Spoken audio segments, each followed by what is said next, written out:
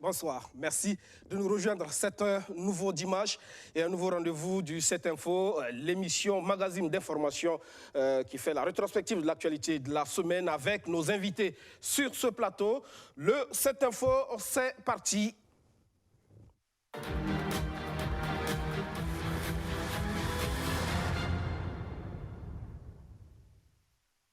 Deux invités sur ce plateau, le docteur Kossi Stéphane, docteur en pharmacie, président du comité d'organisation et copromoteur du CIFARM, le Salon international des produits pharmaceutiques et du matériel médico-technique. Bonsoir, bienvenue. Bonsoir, bien.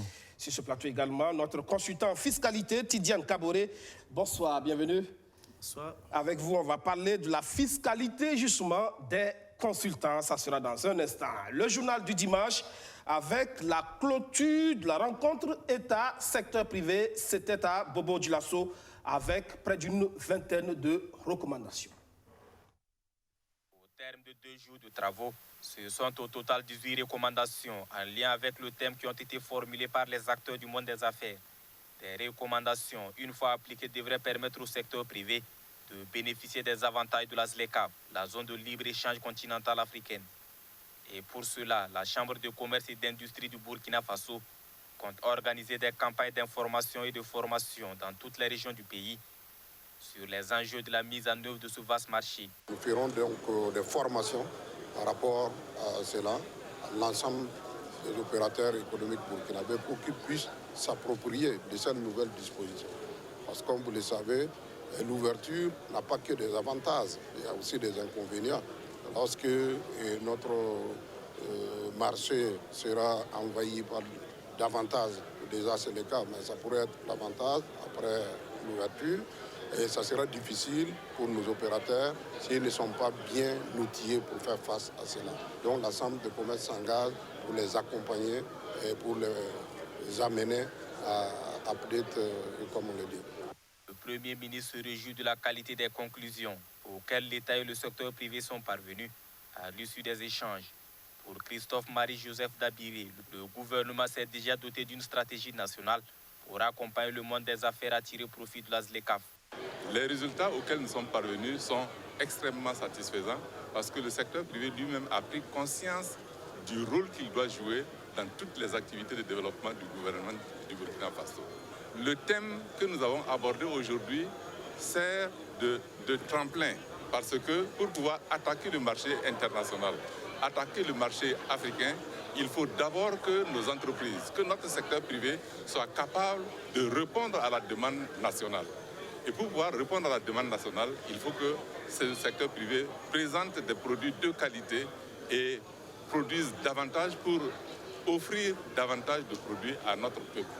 Et c'est comme ça que le surplus de leur production pourra aller sur le marché international et conquérir ce marché international-là pour éviter que notre pays ne continue à importer parce que la production nationale est insuffisante pour répondre à la demande nationale. Consolider le processus de développement, c'est l'ambition affichée par tous les acteurs. Après cette 4e édition de la rencontre nationale État-secteur privé, rendez-vous est pris sur le terrain pour voir la concrétisation des engagements pris. En attendant, il y a ce salon international des produits pharmaceutiques et du matériel biotechnique. Ça sera du 7 au 9 octobre prochain au complexe Ouaga 2000. Explication. Contribuer à la dynamisation du secteur de la santé au Burkina Faso et de la sous-région, c'est l'objectif du CIFRAM, le Salon international des produits pharmaceutiques et matériel médico-technique de Ouagadougou.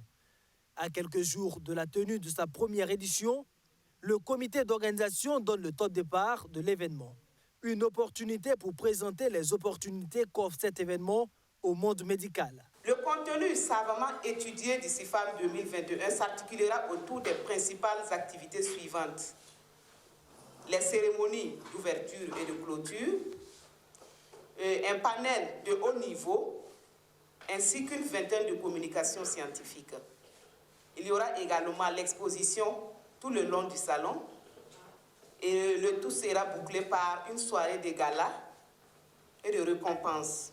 Le comité d'organisation du CIFARM édition 2021 est prêt pour que le tout premier salon entièrement consacré aux produits pharmaceutiques et aux matériels médico-techniques au Burkina Faso soit un succès, et ce, à l'honneur des acteurs de santé et des populations de la sous-région. Médicaments et matériels médico-techniques face aux défis de soins de qualité dans l'espace UEMOA, c'est le thème retenu pour ce premier salon consacré aux produits pharmaceutiques et au matériel médico-technique. L'espace B2B qu'offre l'événement devrait permettre aux acteurs du monde médico-technique d'échanger et surtout de nouer des contacts utiles. Nous voulons contribuer à l'effort du gouvernement, à l'effort de tout le système de santé pour renforcer en tout cas ce pilier, comme je l'ai dit entre-temps, du système de santé, ce pilier qui est si important, c'est-à-dire que les médicaments et les technologies, pour que les populations qui constituent les bénéficiaires principaux de tout ce système de santé puissent disposer de soins de qualité. Le CIFRAM est prévu se tenir du 7 au 9 octobre prochain à la salle de conférence de Ouaga 2000. Pour l'édition de 2021, la Tunisie est le pays invité d'honneur. Et on en sait davantage sur ce salon très attendu avec le docteur Kossi Stéphane qui est sur ce plateau. Encore une fois, bonsoir. Bonsoir, Aubin. Je rappelle que vous êtes docteur en pharmacie, président du comité d'organisation et copromoteur donc du CIFARM. Alors, pourquoi le CIFARM, ce salon international des produits pharmaceutiques et du matériel biotechnique? Pourquoi l'avoir initié?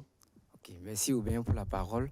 Avant tout propos, permettez-moi de dire encore merci à la direction générale de BF1 et ses collaborateurs que vous êtes. Et permettez-moi aussi de dire merci à tous les acteurs du domaine de la santé, en particulier la direction générale et les premières autorités en termes de santé, y compris les directions techniques du ministère de la Santé. Je veux parler de la DGAP, de la NRP et de la DEGOS et tous les intervenants au niveau de la santé. Et surtout les ordres professionnels de la santé qui, à travers le nouveau président qui vient d'être élu, le docteur Alfred Sanouidi, qui aujourd'hui, tous ces acteurs qui ont contribué à ce que le système sanitaire soit un milieu vraiment serein pour vraiment exercer en tant qu'acteur de santé. D'accord, l'initiative. Okay. Alors l'initiative, je vais dire qu'au CIFARM, tous les acteurs de santé aujourd'hui travaillent. Mais malheureusement, nous n'avons pas un cadre pour pouvoir se regrouper, se retrouver, pour pouvoir discuter des problèmes qui minent notre secteur de santé. Donc aujourd'hui, ce salon permettra, à travers les communications, de discuter entre acteurs professionnels de santé pour pouvoir vraiment trouver des solutions aux problèmes qui minent notre système sanitaire. Les objectifs alors recherchés, ça va être quoi? Alors les objectifs recherchés aujourd'hui, c'est de permettre à tous les professionnels de santé de pouvoir revenir au Burkina Faso et de pouvoir travailler de telle sorte que notre système sanitaire soit performant. Et deuxièmement, c'est de permettre de mettre en branle les nouvelles technologies de l'information et de la communication pour que notre système sanitaire soit performant.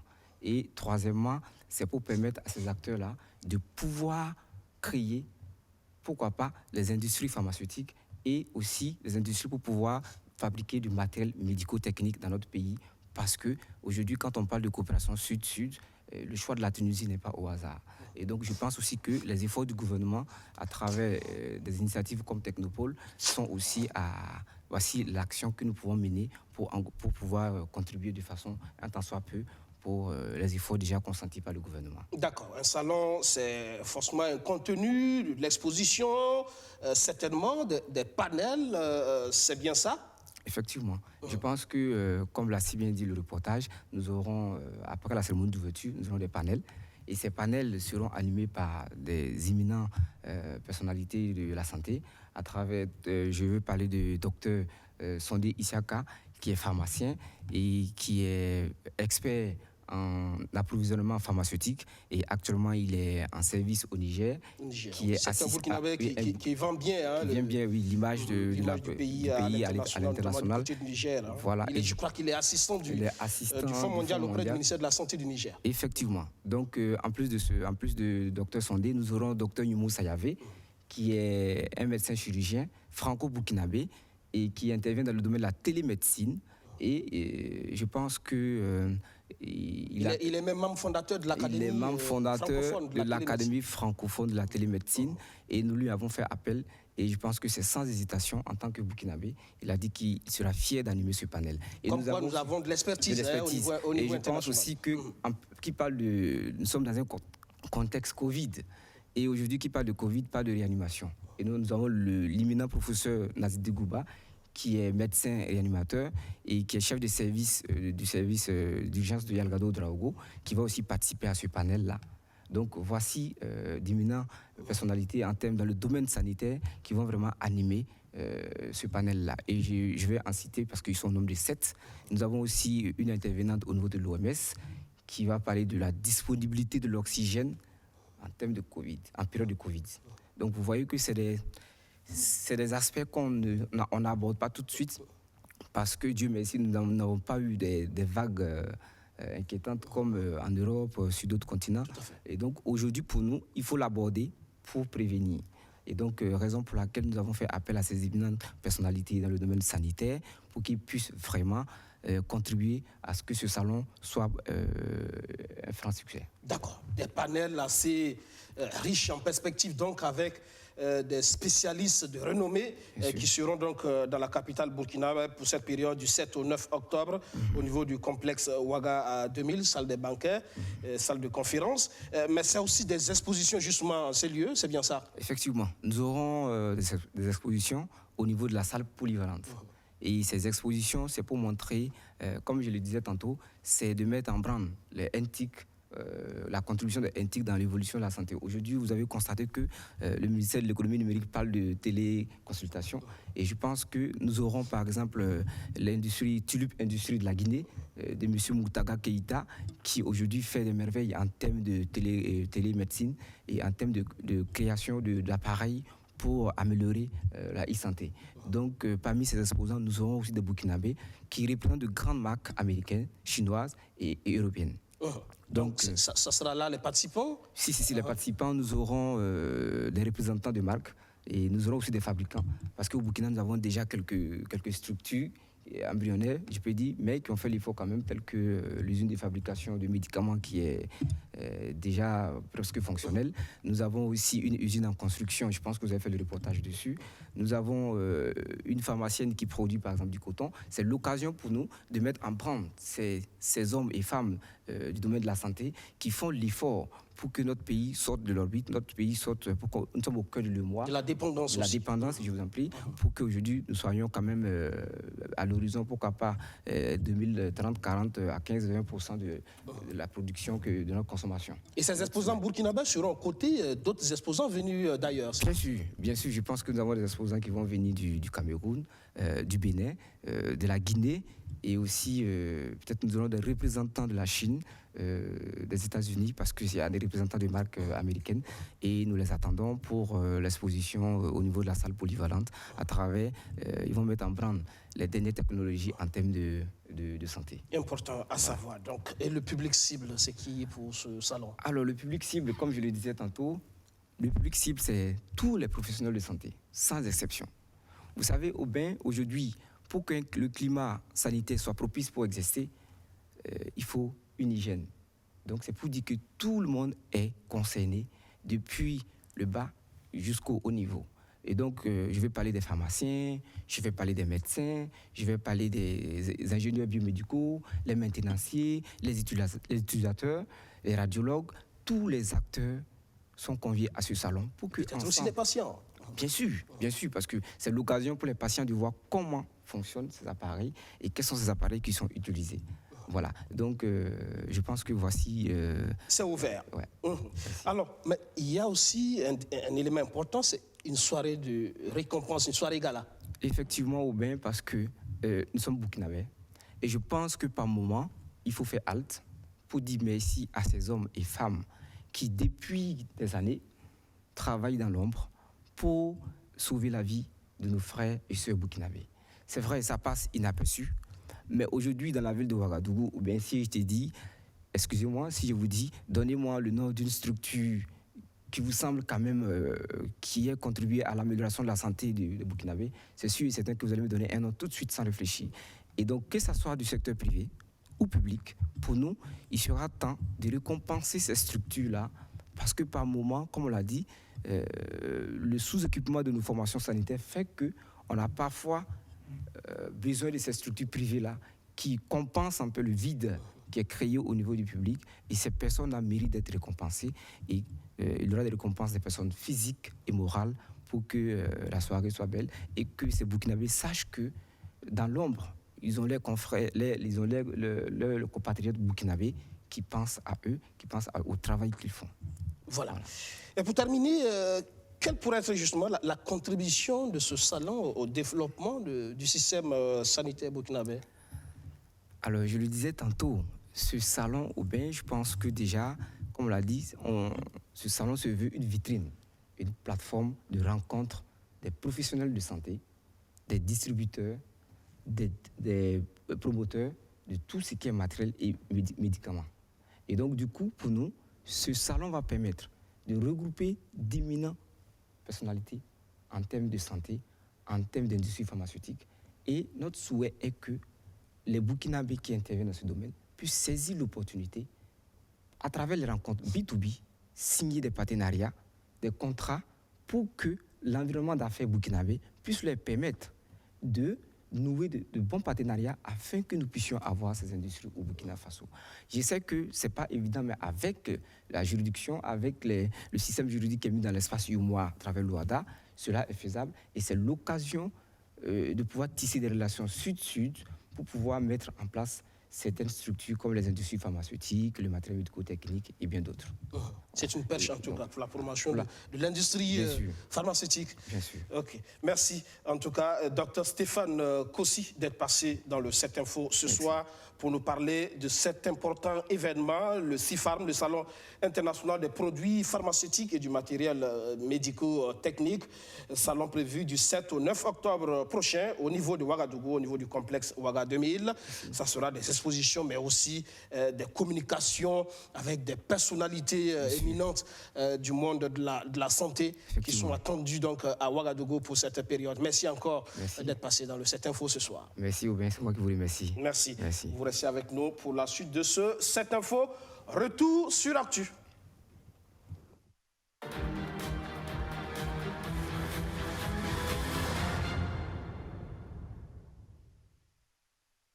Et on parle de rentrée judiciaire effectuée cette semaine, et on parle surtout de contribution du pouvoir judiciaire à la lutte contre le terrorisme. C'est une rentrée judiciaire placée sous le sceau de la lutte contre le terrorisme. Depuis 2015, le Burkina Faso est confronté aux affres des violences terroristes. Tueries de masse, enlèvements, viols, déplacements de population, attaques contre les institutions de la République. Voici le quotidien de nombreuses populations dans certaines parties du pays. Pour cette rentrée judiciaire 2021-2022, les magistrats veulent prendre le taureau par les cornes. Il s'agit pour eux de mettre les textes et instruments juridiques au service de la lutte contre l'hydre terroriste. Nous pouvons constater que les juridictions sont à pied d'œuvre dans l'accomplissement de leur partition dans la lutte contre le terrorisme. Seulement, avant d'atteindre la phase du jugement qui est visible et attendu de tous, il y a toute une grande partie du travail qui se déroule dans la discrétion sur le terrain, au parquet et dans les cabinets d'instruction pour mettre les dossiers en état d'être jugés. La tâche des hommes de droit n'est pas toujours aisée, surtout avec les terroristes qui sont barbares et dépourvus d'humanité. La justice doit alors traiter les auteurs de ces actes avec humanisme. La justice doit rester égale à elle-même en temps de paix comme en temps de guerre. Si nous reprochons aux terroristes d'avoir perdu toute humanité, au nom de quelle logique pouvons-nous nous permettre de les traiter de façon inhumaine? Il est évident que les terroristes auront gagné s'ils parvenaient à nous faire basculer, disons bafouer les règles et principes ci-dessus rappelés, qui font la particularité, voire la fierté de notre civilisation, telle la primauté de la règle de droit qui a pour corollaire le règlement juridictionnel des différends. Dans leur volonté de lutter contre le terrorisme, les acteurs judiciaires sont parfois confrontés à des difficultés. Insuffisance de moyens logistiques et financiers, insuffisance de personnel entre autres. Des préoccupations qui trouvent un écho favorable auprès du président du Faso.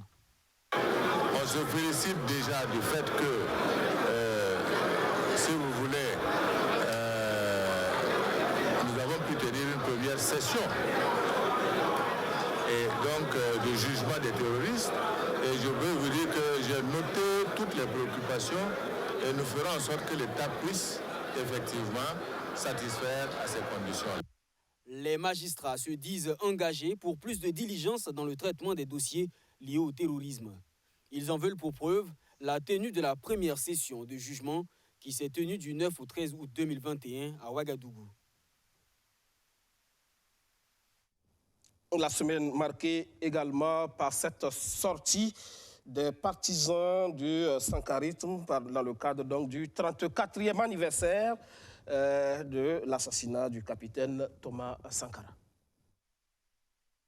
34 ans après l'assassinat de Thomas Sankara et de ses 12 compagnons d'infortune, un procès est finalement prévu le 11 octobre prochain. Que d'années d'attente pour les familles des victimes. Les responsables du comité international mémorial Thomas Sankara souhaitent la retransmission en direct de ce procès historique. Une démarche à titre pédagogique, estime-t-il. Il serait bon d'en faciliter la radiodiffusion. Parce que le procès, un tel procès après 34 ans, et dans le contexte national que nous connaissons aujourd'hui, où des individus veulent se faire justice eux-mêmes et qu'il y a des familles qui ont patienté pendant 34 ans et voient l'aboutissement, je pense qu'il n'y a pas une meilleure leçon de justice à donner à la population que de la permettre d'accéder au procès à travers la diffusion. Il était aussi question à cette conférence de presse de faire le point de l'état d'avancement des travaux du mémorial international Thomas Sankara. Une année après l'ouverture du mémorial au public, le bilan est plus que satisfaisant. Aujourd'hui, nous sommes fiers de constater que le mémorial est devenu le site touristique le plus visité du Burkina en l'espace d'une année. Malgré la pandémie de la Covid-19, la statue corrigée et réinstallée le 17 mai 2020 a enregistré en 12 mois près de 114 000 visites, soit une moyenne de 8 000 visites mensuelles. Dans le cadre de la commémoration de cet anniversaire, plusieurs activités sont annoncées. Il est prévu, entre autres, des vidéoprojections suivies de débats dans certaines localités du pays, un dépôt de gerbes de fleurs le 15 octobre et des conférences publiques. Et nous parlons à présent de fiscalité des consultants avec notre consultant en fiscalité, justement, Tidiane Kavori. Bonsoir. Merci donc de répondre à notre invitation. Alors, y a-t-il une fiscalité spécifique applicable aux experts aujourd'hui au Burkina? Alors, je voudrais d'abord vous remercier pour le choix de cette thématique, parce que de plus en plus, on voit des jeunes qui s'adonnent à cette activité de consultance, et même des retraités. À la retraite, ils sont beaucoup sollicités pour l'expertise dans leur domaine, mais souvent, ils sont confrontés à une certaine compréhension. Lorsqu'on parle en fait d'un impôt ou une taxe en fait qui doit être payée sur les honoraires qu'ils perçoivent. Alors, je vais répondre en vous disant que on ne peut pas répondre en disant qu'il y a une fiscalité spécifique, en tout cas dédiée aux consultants. Mais il y a des retenues libératoires, en tout cas qui s'appliquent aux honoraires, naturellement, selon le statut justement de l'expert, selon que l'intéressé est un fonctionnaire, puisque la loi n'interdit pas un fonctionnaire de mener des activités de consultation quelque part. Ainsi, vous verrez des médecins qui peuvent aller consulter dans des cliniques. Vous verrez bien sûr des journalistes qui font de la consultation en communication et journalisme. Vous verrez des gens qui sont dans le privé et qui font, à leur temps perdu, justement des activités intellectuelles, en tout cas en mettant en avant leur expertise au profit d'autres bénéficiaires. Donc c'est selon le statut que la retenue en fait, a un taux bien défini par la loi fiscale. Justement, mais qu'en est-il de la fiscalité justement des experts qui décident de le faire à titre indépendant, par exemple? Alors, un expert qui est déjà salarié quelque part, qui décide de faire de la consultance à titre indépendant, on va aller sur le cas d'un fonctionnaire qui décide d'être consultant pour une structure. La loi fiscale prévoit en tout cas un taux de 10% qui doit être retenu lors du paiement des honoraires. S'il y a des honoraires à payer, il faut effectivement retenir ce taux qui est une retenue libératoire, comme je le disais tantôt. Si il est également un consultant qui relève du secteur privé, c'est le même taux qui lui est appliqué si, à titre accessoire, il mène des activités d'expertise en fait, dans son domaine. Alors, donc, voilà à peu près, comme je le disais tantôt, c'est le statut qui détermine en fait le taux qui doit être appliqué aux honoraires qui lui est payé. Et ces impôts sont retenus à la source. Comme son nom l'indique, c'est une retenue libératoire. Ça dit quoi? Ça dit que ça vous libère de tout autre impôt sur ces honoraires. Ça ne veut pas dire que c'est de l'ensemble de vos revenus. Ça dit que tout de suite, au bien vous décidez de consulter, par exemple, pour une structure. Vous êtes salarié à BF1. Dès lors que vous êtes payé sur ces honoraires, la structure doit retenir un taux de 10%. Donc la retenue libératoire, c'est seulement sur ce revenu qu'on vous paye. Mais ici, vous avez votre salaire qui est soumis à l'impôt unique sur les traitements et salaires. Donc, mais là, il faut que vous apportez la preuve à la structure que vous êtes déjà un salarié dans le privé. Sinon, il y a un autre taux aussi. D'accord. Alors, les fonctionnaires de l'État et des salariés du privé qui, à leur temps perdu, justement, vendent leur expertise ailleurs, sont soumis à quel type d'impôts, de taxes? Alors, ce que je disais tantôt, c'est-à-dire que les salariés du privé, justement les fonctionnaires de l'État, peuvent effectivement mener des activités à titre accessoire. C'est-à-dire que la loi ne les interdit pas. Je le disais tantôt, c'est une retenue libératoire à la source, voilà, justement sur les rémunérations qui leur seront attribuées. D'accord. Voilà, et ce taux, je le disais tantôt, c'est 10%. 10%. Tout à fait. Pour certaines études, des consultants étrangers également sont sollicités, hein, on le voit, ils viennent beaucoup, certainement, lors du CIFARM, ils seront là. Est-ce qu'ils payent des impôts, justement? Oui, un consultant qui vient donner son expertise au Burkina, je pense que l'exemple que vous donnez tantôt est très intéressant. Dans le cadre de leur salon, il citait tantôt des experts qui vont donner des communications. Ça ne sera pas fortuit. Alors, il faut apprécier justement la taxation en tenant compte de certains paramètres. Sinon, pour les non-résidents, pour un non-résident qui vient au Burkina pour une activité intellectuelle, c'est le taux de 20% qui est retenu sur l'ensemble de ses rémunérations. Un taux de 20%. 20%. Donc nous allons profiter de dire à notre ami qui est membre de l'organisation, tous les experts dont il a cité qui doivent venir voilà, donner des communications s'il y a justement des rémunérations, n'oubliez pas de retenir, parce que quand vous ne retenez pas, c'est vous qui devenez en fait redevable vis-à-vis de l'administration fiscale, bien sûr avec toutes les pénalités qui s'ensuivent. Donc pour les non-résidents, il faut d'abord vous rassurer que voilà. Ce sont des Burkinabés hein, qui sont à voilà, mais si ce sont des Burkinabés qui sont c'est-à-dire qu'ils résident là-bas. C'est la notion de résidence fiscale, c'est pas la nationalité qu'on regarde. Donc le taux de 20% est retenu pour les non-résidents. Mais il faut apprécier, comme je le disais tantôt, au vu des conventions fiscales. C'est-à-dire quoi, ce sont les traités qui lient en fait deux pays en matière fiscale pour éviter justement la double taxation. Je vais parler simple, je ne vais pas rentrer dans les débats techniques. Donc, s'il y a une convention qui existe entre le Burkina et le pays de résidence du consultant, ça dit que l'appréciation est tout autre. C'est de voir est-ce que la convention prévoit quel type de taux. Parce que souvent, la convention peut prévoir effectivement un taux, ou la convention peut décider que le consultant qui vient, même s'il venait en fait à exercer son activité sur place ici, il sera imposé en fait dans son domicile fiscal. Alors, et son domicile fiscal, voilà, justement, c'est là où il réside en permanence. Il ne faut pas regarder la nationalité. D'accord. Voilà, donc... Et justement, vous parlez justement de conventions, de résidence. Les Burkinabés qui vendent leur expertise à l'étranger, où est-ce qu'ils paient leurs impôts, justement? C'est à l'étranger ou au Burkina? Alors, ça aussi, il faut interroger en fait les aspects liés aux conventions fiscales, mais on va prendre juste des exemples en fait dans notre espace UEMOA. Il y a un règlement de l'UEMOA qui permet justement d'éviter en fait la double imposition, la double taxation, si vous voulez, des revenus. Donc, si aujourd'hui on a un consultant qui part en Côte d'Ivoire pour vendre son expertise, un Burkinabé qui quitte ici pour aller en Côte d'Ivoire ou au Togo ou au Bénin, en tout cas dans l'espace UEMOA, pour vendre son expertise, normalement, au vu de cette convention, son revenu ne devrait pas être taxé dans un autre pays autre que son pays. Mais il y a une condition. Il y a un règlement d'exécution qui prévoit les conditions dans lesquelles ce revenu peut échapper à l'imposition en Côte d'Ivoire ou au Togo ou au Bénin.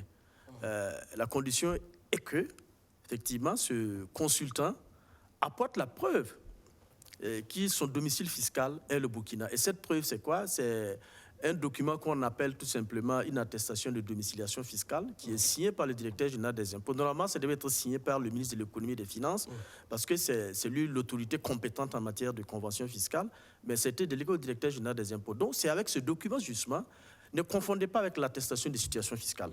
Ça, on l'appelle chez nous ici l'attestation de domiciliation fiscale. On a pris l'appellation donnée par le règlement UEMOA. Vous allez voir ailleurs, on parle d'attestation de résidence fiscale. Justement, c'est avec ce document que le consultant doit présenter, par exemple, en Côte d'Ivoire pour que le bénéficiaire en fait, de son expertise ne fasse pas la taxation, ne prélève pas l'impôt depuis la Côte d'Ivoire. Mais s'il ne présente pas ce document, naturellement, ils vont prendre l'impôt là-bas. Est-ce que vous voyez? Donc, voilà à peu près. C'est vrai que c'est un marché qui est de plus en plus en vogue, hein, les consultations. Tout à fait. Beaucoup de travailleurs qui, à un moment donné, ont emmagasiné de l'expertise, justement, font de la consultation. Comment un expert burkinabé qui consulte à l'étranger doit s'y prendre, justement, pour ne pas être doublement taxé? Alors, c'est ce que je disais tantôt. Ça dit qu'il faut apprécier. Si c'est, par exemple, dans un pays qui n'a pas de convention avec le Burkina, là, ça devient tout autre chose. Puisque, effectivement, je vous disais tantôt que la convention fiscale, c'est un traité qui peut être bilatéral ou un traité qui peut être multilatéral. C'est-à-dire que ça engage deux pays lorsque c'est bilatéral, juste pour éviter que le revenu, en fait, ne soit taxé justement dans cet autre pays-là, et ici encore, être taxé. Il y a des textes au niveau communautaire? Justement, je vous citais tantôt, en fait, le règlement numéro 8 de l'UEMOA, voilà, justement, qui vise à éviter la double imposition. D'accord. Est-ce que les consultants burkinabés paient leurs impôts au même titre que les consultants étrangers qui gagnent des marchés ici? Alors, je vous disais tantôt qu'un consultant qui vient ici, il est considéré fiscalement comme un non-résident. Je vous disais tantôt que c'est un taux de 20% qui est appliqué aux non-résidents. Alors que le consultant burkinabé qui est là, je vous disais tantôt que quand c'est à titre indépendant, il est salarié du privé ou fonctionnaire de l'État. Là, en ce moment, ça dit que c'est 10% qu'on prend. S'il est établi à titre individuel avec un numéro d'immatriculation financier unique, en ce moment, c'est un taux de 5%. Quand il presse, qu'on retient à la source. Mais s'il ne dispose même pas à l'intérieur ici d'un numéro d'immatriculation financier unique, qu'on appelle techniquement l'IFU, là, en ce moment, c'est 25% normalement qu'on retient. Voilà, parce que là, en ce moment, il n'est pas salarié du privé ni fonctionnaire de l'État, il n'a pas un numéro IFU, et là, il intervient comme ça. Là, en ce moment, il faut décourager ceux qui sont dans la clandestinité. Aujourd'hui, je crois que c'est pour cela que le législateur prévoit 25%. C'est un domaine aussi, il peut y avoir de l'évasion fiscale. Hein? Est-ce que... je suis d'accord avec vous. Parce que les consultants, il y en a beaucoup, hein, désormais. Non, je suis d'accord avec vous, mais on parle effectivement d'évasion. Quand on a, par exemple, des consultants qui vont à l'extérieur, effectivement, le faire, et qui se présentent, par exemple, dans les services des impôts, plus précisément à la Direction générale des impôts, pour solliciter une attestation de domiciliation fiscale. Ça veut dire qu'il encaisse de l'argent hors du pays. Il encaisse de l'argent hors du pays. Et maintenant, il faut que l'administration fiscale mette tous les moyens en œuvre pour pouvoir suivre maintenant ces honoraires qui sont encaissés hors du Burkina Faso. Parce que là, ces honoraires ne seront pas taxés dans le pays où l'expert burkinabé a donné sa consultation. Puisqu'il est venu prendre un document pour montrer là-bas qu'il ajoute de ses impôts, il est résident fiscal, il a un dossier en bonne et due forme. Mais à contrario, il faut aussi que l'administration fiscale mette les moyens pour que le revenu en fait, qui sera encaissé en dehors du pays, puisqu'il a montré en fait, qu'il est bien installé au Burkina, il est un résident fiscal ici. Comment maintenant en fait, l'administration arrive à suivre cela? Je crois que à partir des recoupements d'informations, parce que quand les intéressés viennent demander une attestation de domiciliation fiscale, il y a un certain nombre de pièces qui est demandé avant que le directeur général des impôts ne puisse en fait signer le document. Par exemple, il est demandé par une note récente du directeur général des impôts qui date à peu près de 3-4 mois. Alors, il est demandé, par exemple, à un consultant, quand il veut solliciter une attestation de domiciliation fiscale, de joindre, par exemple, le contrat pour lequel, effectivement, il veut se faire payer. Parce que quand on vient à demander l'attestation de domiciliation fiscale, c'est que quelque part, voilà, il y a un contrat et que le paiement est déjà imminent. Est-ce que vous voyez? Donc, ça dit que ça permet justement à l'interne, au niveau stratégique maintenant, de faire redescendre cette information-là vers la direction des centres des impôts qui gère le dossier en fait, du consultant. Donc, facilement, il ne peut pas en fait, se dérober. D'accord. Il me semble que ceux qui font valoir leur expertise dans le domaine de l'enseignement sont moins taxés. On parle de 2% de retenue, je crois, alors que ceux de la santé, qui ça relève aussi du social, sont plus taxés. Pourquoi? Alors, je vous disais tantôt, effectivement, au niveau de l'enseignement et les vacations, moi-même j'enseigne à mes temps perdus, donc les vacations, c'est 2% voilà, justement, qui est prélevé. Maintenant, au niveau de la santé, je crois que ceux qui pressent dans les cliniques, les médecins qui pressent dans les cliniques, c'est le taux de 10% qui est retenu. On ne va pas se mettre à la place du législateur pour dire pourquoi ça a été fait ainsi, mais je dirais peut-être que certainement que le législateur a jugé nécessaire que bon, les tarifs qui sont appliqués peut-être voilà, justement dans les cliniques et autres, ce n'est pas des tarifs sociaux. Je n'en sais rien, mais bon, je pense que peut-être ça qui a prévalu. On s'est dit, bon, peut-être qu'au niveau de l'enseignement, pour encourager aussi les jeunes, parce que ce n'est pas tous les jeunes qui veulent enseigner aujourd'hui. Voilà, c'est un sacrifice. J'avoue que quand je prends mon exemple, il arrive des moments où je peux faire, par exemple, 3 mois, je descends à 18h, je rentre à 21h. Je bouge le matin à 7h. Bon, donc, ça dit que tout le monde n'est pas prêt pour faire ce sacrifice-là. Alors, dès lors qu'il s'agit, en fait, de faire de la vacation, vous voyez bien que, bon, c'est vraiment un sacrifice. Au niveau de la santé, je trouve que certainement aussi la question pourrait être posée. Si eux-mêmes, ils ne s'en plaignent pas, peut-être qu'ils trouvent que le 10%, ça les... Docteur est là, peut-être que si... Peut-être s'ils s'en plaignent, c'est que peut-être le 10% les conviennent. Donc, sinon, je reconnais que c'est un secteur social comme tout autre. Ils vont dire peut-être qu'ils sont en train de...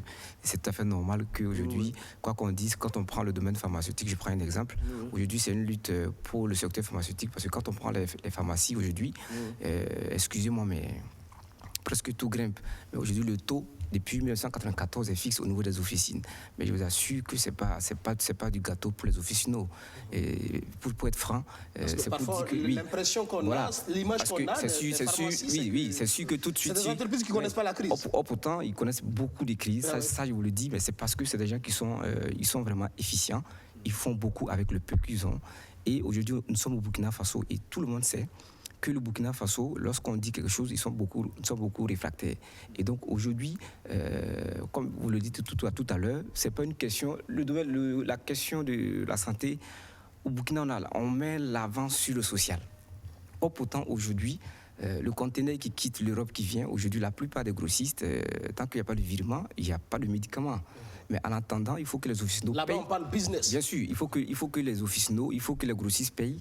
Et les officinaux doivent payer à leur tour pour que le conteneur bouge. Et aujourd'hui, c'est un combat que les pharmaciens font. Et je félicite tous les acteurs du domaine pharmaceutique. Et c'est l'occasion, je pense qu'on lance un appel au gouvernement. S'il peut vraiment se pencher sur ce côté, c'est vraiment un cri de cœur que je fais au nom de tous les pharmaciens, au nom de l'ordre des pharmaciens aussi, et des cliniques. Ça ne veut pas dire qu'il n'y a pas de crainte. Ce sont les consultants. Et là, c'est à titre... alors que le docteur, lui, parle en fait de l'activité en fait, même de pharmacie. Voilà, il faut dissocier. C'est vrai qu'effectivement, voilà, il connaît ces difficultés. Merci. Alors, Tidiane, un expert français qui exécute un marché au Burkina, il paie quel impôt? Alors, ça dépend. Si on reste toujours dans le cadre de l'expert consultant, un expert consultant français qui arrive ici, vous savez bien qu'il y a une convention fiscale qui existe depuis 1965. Voilà, une convention de 1965 qui a été signée, je dirais que certainement que ça a été un contrat d'adhésion pour nos pays, puisque quand vous prenez par exemple ces conventions fiscales là, dans les pays francophones, c'est pratiquement à la virgule près ce qui a été mis dedans. Mais un expert consultant français qui quitte la France, qui vient ici, qui exerce son activité intellectuelle, normalement, il n'est pas imposé au Burkina. Il n'est pas imposé. Alors voilà, ça dit que la convention fiscale permet en fait à cet expert d'être imposé en France, voyez-vous. Alors pour le Burkinabé aussi, l'expert burkinabé aussi qui part en France, il n'est pas imposé en France. Il doit, et combien d'experts burkinabés sont sollicités en France? Oui, mais je vous ai dit que cette convention date de 1965, ça suivait un avenant dans les années 74. Donc ça fait rire, C'est vrai que quand vous prenez ce type de convention, il faut aller aujourd'hui vers un partage de l'imposition. C'est comme vous le disiez tantôt, combien d'experts consultants burkinabés partent en France pour consulter? Donc ça dit qu'il faut aller vers un jeu d'équilibre ou peut-être essayer de partager voilà, justement l'imposition. Si peut-être un expert qui arrive ici... Ça veut dire qu'un consultant français, il a un marché au Burkina, il vient, il l'exécute, oui. Il n'est pas imposé ici, non, il est imposé en France. Voilà, tout à fait. Si vous prenez la convention fiscale, vous tapez sur Google convention fiscale Burkina, ça se trouve, vous lisez. Je vous invite peut-être à voir l'article 23 à 25, c'est bien dit. C'est-à-dire que c'est là où il y a ses attaches pour ses activités. Donc, ce qui veut dire que quand il va venir, il faut qu'il prouve aussi par une attestation de résidence fiscale. Et ils appellent ça comme ça, une attestation de résidence fiscale, parce que quelqu'un peut détenir la nationalité française, mais n'est pas résidé en France. Et peut-être même résider au Burkina ici. C'est ça. Voilà, donc si vous tenez compte de la nationalité, vous pouvez en fait faire fausse route. Donc, il faut lui exiger en fait une attestation de résidence fiscale qui montre qu'effectivement, il mène ses activités en France avant de ne pas pouvoir. Maintenant, les autres cas dont vous parlez, les autres marchés, là, il y a un délai. Par exemple, les marchés de construction et autres, il y a un délai de 6 mois. Si effectivement, il arrive à dépasser ce délai, nous le considérons en fait comme une entreprise de droit burkinabé et les impositions, voilà, justement, voilà, le droit interne en fait qui prévoit cela. Merci Tidiane Kaboré. Je rappelle que vous êtes notre consultant en fiscalité. Vous êtes venu nous parler de la fiscalité des consultants. Merci encore pour cet éclairage. Merci. La suite de cette info. Dans un instant, on ira du côté de la France pour parler avec Fawzi Banao. C'est un jeune Burkinabé, il est doctorant. Avec lui, on parlera tout à l'heure de rapport, terrorisme, trafic illicite, mais aussi développement. Ça sera dans un instant. Mais avant, on parle cette semaine aussi du dialogue politique qui a repris et suivez tout de suite l'élément sur la clôture. J'ai été gratifié d'un esclave qui était à mes côtés et qui me servait. Et ça s'est très bien passé. Bon, vous comprenez que c'était un mensonge. Cette séquence à elle seule suffit pour caractériser l'ambiance générale qui a prévalu à ces 2 jours de dialogue entre opposition politique et majorité présidentielle. Les 2 partis l'ont exprimé également quand il s'est agi de discuter sur la situation sécuritaire. À l'unanimité, elles ont convenu d'éviter de s'accuser mutuellement dans le cadre de la lutte contre le terrorisme. Il sera question dorénavant de soutenir les efforts de l'exécutif et des acteurs sur le terrain de la lutte. Sur le plan de la réconciliation nationale, l'opposition a souhaité la suspension de certains dossiers judiciaires afin de favoriser le processus entamé. Proposition inimaginable pour la majorité présidentielle. Elle reste attachée au triptyque vérité-justice avant la réconciliation. Mais tout compte fait, en marge du Forum national sur la réconciliation nationale qui se tiendra en janvier 2022, le dialogue devrait être inclusif à ce niveau. Les exilés politiques sont donc attendus à Ouagadougou. Pour faire en sorte que ce soit l'ancien président, le président Blaise Compaoré, que ce soit le premier ministre Isaac Zida, qu'un dialogue constructif soit mené de manière à pouvoir leur permettre de pouvoir rentrer. Je pense que c'est un point essentiel. Mais n'ont pas oublié les autres exilés aussi. Tout est mis en œuvre pour que personne ne soit oublié. Ça doit être un dialogue inclusif.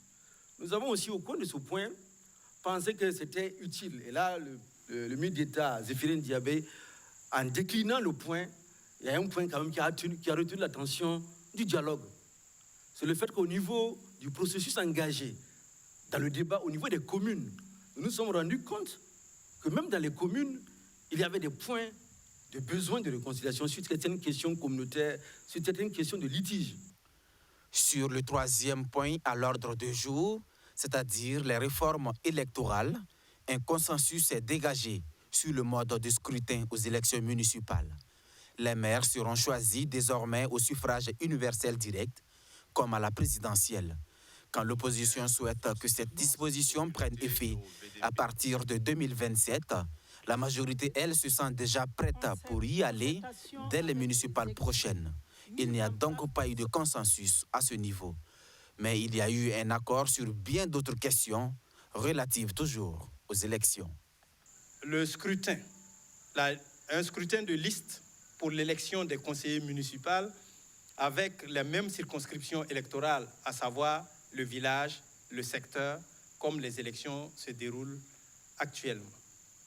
Il y a également eu au niveau de cette question un consensus sur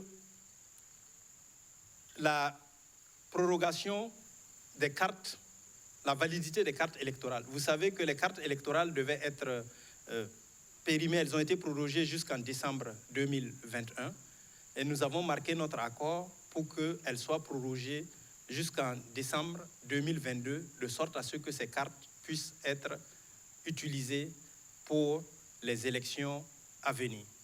Le nombre de déplacés internes s'accroît de jour en jour. Comment prendre en compte ces milliers de Burkinabés? La classe politique a décidé que chaque personne déplacée effectuera son vote dans son lieu de résidence. Contrairement aux élections passées où les zones non accessibles aux équipes de la CENI n'ont pas été déterminées à temps, au prochain scrutin, tout devrait être connu 3 mois avant. Et la condition pour qu'une élection se tienne et qu'il soit validé dans une commune, c'est qu'il faut au moins que 50% des villages aient pu voter. Quant à l'initiateur de ce dialogue politique qui a pris fin ce 28 septembre, il s'est engagé à mettre en œuvre les points consensuels. Et il me plaît de noter des points de consensus dont la mise en œuvre incombe au gouvernement. J'y veillerai particulièrement. Sur le principal point de discorde relatif à la modification du code électoral, le dernier mot revient au chef de l'État. C'est à lui d'arbitrer, a indiqué Vincent Dabilgou de la majorité présidentielle. On espérait avoir Fawzi Banao, étudiant donc, dans un programme doctoral international sur les questions de terrorisme dans l'espace G5 Sahel. Difficilement, on arrive à l'avoir. Tidiane, je rappelle au passage qu'il est en ligne, monsieur Fawzi Banao. Bonsoir. Bonsoir, monsieur Aubrin. Bonsoir, chers téléspectateurs de la télé. Merci de nous rejoindre sur cette info. Alors, je disais tout à l'heure que vous êtes doctorant. Alors, du nord à l'est et désormais à l'ouest du Burkina Faso, comment vous expliquez cette facilité d'expansion du terrorisme dans notre pays? Avant tout propos, j'aimerais m'incliner devant toutes les personnes qui sont tombées pour cause de terrorisme, aussi bien au Burkina que dans la zone sahélienne. En prélude à votre question, je pense qu'il convient d'éviter le mot facilité d'expansion du terrorisme. Car nous avons des camarades qui se battent jour et nuit pour assurer la souveraineté du territoire. Alors, pour répondre à votre question, depuis... Tu qu'il y a de l'expansion, c'est ça, c'est une réalité. On ne l'invente pas. Oui, mais il faut quand même peser les mots face à cette crise. Et en revenant à votre question, effectivement, depuis le début de l'année 2021, les renseignements faisaient état d'une volonté d'expansion des groupes terroristes vers notamment la Côte d'Ivoire et le golfe du Guinée. Mais en réalité, qu'est-ce qu'on veut dire par expansion? Le mot expansion met en exergue le concept de contagion. Et je pense que c'est un concept sur lequel nous devons mettre l'accent. Qu'est-ce que la contagion? La contagion de l'extrémisme violent peut se résumer à la phrase d'un géographe qui dit, je le cite, « Tout interagit avec tout, mais 2 objets proches ont plus de chances de le faire que 2 objets éloignés. » Je vais prendre un exemple assez simple. Imaginez que vous êtes dans une salle de classe et que votre voisin tombe malade d'une pathologie transmissible. Et de ce fait-là, vous aurez naturellement aussi les mêmes symptômes que ce voisin-là.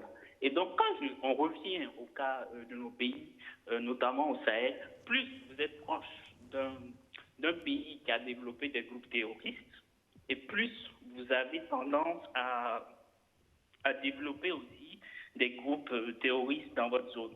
Donc, en revenant au cas du Burkina, nous le savons tous, il suffit de prendre une carte et vous verrez que le Burkina est un pays carrefour qui partage 6 frontières et cela est un enjeu stratégique pour les groupes de contrebande, mais aussi les groupes terroristes parce qu'on a une débouchée à la mer assez facilement. D'accord. À titre illustratif, nous avons une valeur de transit de cocaïne annuelle selon l'Office des Nations Unies de 1,2 milliard de transit annuel. Voilà. Donc, il faut tenir compte de ces paramètres-là. D'accord. L'actualité au Burkina Faso, c'est cette affaire de trafic illicite de carburant. Que dire de l'économie justement liée au terrorisme au niveau de notre pays? Je vous remercie pour cette question qui est à la fois opportune et avenante. Elle est intrinsèquement liée en effet à mon champ de compétences parce que en effet, lors de mon passage à l'Organisation mondiale des douanes, nous avons travaillé justement sur ces questions de contrebande et de contrefaçon. Mais avant tout propos, il faut comprendre en fait le mode opératoire de ces groupes de contrebandiers. Qu'est-ce qui se passe? Vous prenez un commerçant qui veut faire entrer de la contrebande au Burkina, il a 2 choses à marquer, le pays de départ et le pays de destination. Donc, nous prenons un exemple, le pays de départ Chine, et il marque le pays de destination Mali. Mais tout en sachant très bien qu'il a pour objectif de débarquer au Burkina avec la contrebande. Et l'objectif de marquer ces 2 pays, Mali et Chine, c'est pour éviter la déclaration au niveau d'un pays comme le Burkina. Et donc, il va passer par le Burkina, notamment qui sera un pays transit, mais les produits ne vont naturellement pas arriver au Mali, parce qu'il va débarquer ces produits-là au Burkina, qui est un pays transit. Donc, qu'est-ce qu'il faut faire? Tout d'abord, il faut comprendre que nos services douaniers jouent un rôle primordial aussi bien dans la lutte contre le terrorisme, mais dans notre capacité de mobilisation de ressources. Donc, par exemple, c'est déjà fait un petit peu, mais il faut l'accélérer, c'est la digitalisation de nos organisations, de nos checkpoints au niveau de nos douanes. Il faut accélérer cette digitalisation-là pour améliorer nos performances douanières. Ensuite, une stratégie serait par exemple de comparer les registres de commerce des différents commerçants et les déclarations en douane. Et en gros, le gap qui va se passer entre l'enregistrement du registre de commerce et l'enregistrement en douane pourrait être notamment dû, ça peut être dû à d'autres facteurs, mais ça peut être dû aussi notamment à la fraude et à la contrebande. D'accord. La lutte contre le trafic illicite de carburant, c'est l'une des clés du succès contre le terrorisme, non? Évidemment que c'est une clé de succès contre le terrorisme, mais pas seulement le carburant, je dirais l'or, je dirais le tabac. Parce que, comme je viens de le dire, la zone sahélienne est devenue un carrefour du narcoterrorisme. Et ce narcoterrorisme-là permet notamment aussi bien le financement du terrorisme, mais aussi l'approvisionnement des groupes terroristes. Mais en gros, nous devons, une chose qui est très importante, c'est adapter nos politiques fiscales face à la crise. J'aimerais prendre des exemples, j'aime prendre des exemples très illustratifs. Vous savez, depuis 2016-2017, l'État a entrepris dans une volonté de mobilisation de ressources une hausse des produits tels que le tabac et l'alcool. Mais a contrariori, qu'est-ce que cela pourrait être? Certes, nous avons plus ou moins une mobilisation de ressources au niveau de nos recettes fiscales, mais je prends l'exemple d'un fumeur qui se retrouve à Diapaga, qui est un fumeur avéré, qui a besoin de prendre quotidiennement des paquets de cigarettes. Cet individu voit du jour au lendemain une hausse de son paquet de cigarettes, mais en même temps, il voit un individu qui passe, qui lui propose à la fois un paquet de cigarettes à faible coût, mais aussi un paquet de cigarettes à plus élevé, voilà, en termes de volume. Donc, naturellement, il sera tenté d'acheter ce paquet de cigarettes contrefait et issu de la contrebande. Et donc, c'est pour préciser que les politiques fiscales doivent vraiment adapter les enjeux aux enjeux, doivent vraiment s'adapter aux enjeux. Il faut faire de telle sorte que la taxe n'impacte pas l'individu afin qu'il ne se retourne pas justement vers ces questions de contrebande. Et donc, pour revenir à la question, j'aimerais prendre un exemple. Hein. Vous savez, selon l'Organisation de coopération et de développement économique, en 2018, on a noté 20 tonnes de contrebande d'or qui ont passé des frontières du Burkina vers le Togo. Donc, pour finir, les douanes sont une interface incontournable pour aussi bien la sécurité intérieure que pour la résolution de nos conflits. Voilà. L'actualité, c'est aussi l'affaire Wagner, justement, au niveau du Mali, qui cristallise donc les débats entre la France et le Mali. Votre analyse sur le sujet? Merci pour cette question. Elle fait couler tant d'encre et de salive, mais je pense qu'elle est d'abord militaire. Elle est d'abord une question militaire et j'estime aussi qu'il y a des spécialistes qui pourront mieux donner une réponse face à ces préoccupations. Mais toutefois, il y a quand même des questions existentielles à se demander. C'est au cas où, si ces forces-là font des fautes, est-ce que la juridiction malienne est apte à répondre à ça? Et ensuite, la deuxième question, c'est quel sera l'effet de cette force-là sur la cohésion de renseignement entre les pays du G5 Sahel? Bon, nous savons tous que le Mali s'est plaint du fait que la force Barkhane s'est retirée de façon inopinée, mais aussi est-ce qu'ils ont consulté leur père pour savoir si le renseignement ne sera pas impacté? Voilà. Nous devons comprendre que dans cette crise, chaque décision d'un citoyen, la décision d'un citoyen malien ou tchadien a forcément des répercussions sur le citoyen burkinabé ou nigérien. Pour vous, il ne faut pas réfléchir nation, mais il faut réfléchir sous-région, c'est bien ça? On ne pourra pas régler ce conflit-là en ne regardant que notre pays. Non, ce n'est pas possible parce que d'abord, on a des frontières poreuses et ensuite, on a des difficultés de maillage du territoire. Donc, il faut vraiment regarder sous-régional. D'accord. Dernière question très rapidement pour terminer. Les pays du G5 Sahel, justement, puisque vous travaillez sur cette question, sur la mobilisation des ressources dans l'espace G5 Sahel dans ce contexte de terrorisme. Alors, quel est l'impact justement du terrorisme sur la qualité de la gouvernance et sur la mobilisation des ressources, justement? Alors, ma thèse porte notamment sur l'économie de la défense. Et qu'est-ce que l'économie de la défense? C'est la gestion de nos ressources lorsqu'on est en situation de crise et de guerre. Et les pays du Sahel sont face à deux enjeux. D'abord, on a l'enjeu d'allocation de ressources, c'est-à-dire de nos dépenses. Il faut assurer, qui regroupe notamment la gouvernance, il faut assurer le paiement des salaires, il faut assurer le soutien à nos camarades qui sont au front, mais aussi on a le défi humanitaire et pour ça il faut de l'argent. J'aime prendre l'exemple, le saviez-vous qu'une heure de vol d'un avion comme le Tigre coûte environ 10 millions de francs CFA, juste une heure. Et donc, c'est pour faire peser tout l'enjeu de notre capacité de mobilisation de ressources et d'où l'enjeu de mes travaux. Ensuite, il faut mobiliser des ressources. Il faut mobiliser des ressources et mobiliser des ressources de façon adaptée à la crise. comme je l'ai cité pour le cas du tabac.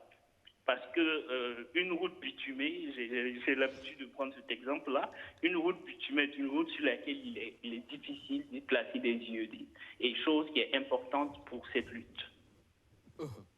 Enfin, si vous me permettez, j'aimerais dire que la mobilisation de ressources est vraiment importante parce que en 4 ans, le Burkina est passé d'environ 30% de dette extérieure à actuellement 40-49% de dette. Et donc, il faut vraiment qu'on s'y mette parce que la crise ne peut se résolver sans cette question financière, car l'argent est naturellement le nerf de toute guerre. Voilà. Merci, Fawzi Badao. Merci encore une fois. Je rappelle que vous préparez une thèse sur l'économie, justement, de la défense dans l'espace G5 Sahel. Ça sera tout pour cette info. Tidiane, il a été question également de fiscalité dans cette lutte contre le terrorisme également, mais aussi de mobilisation de ressources. Tout à fait. Très important. Merci, docteur Kossi, d'être passé dans le 7 Info aussi également. Rendez-vous donc du 7 au 9 octobre au niveau du complexe Ouaga 2000 pour ce salon très attendu. L'actualité, c'est aussi cela, les produits pharmaceutiques, mais aussi ce matériel médico-technique. On en parle beaucoup, nos plateaux techniques, en manque sérieusement.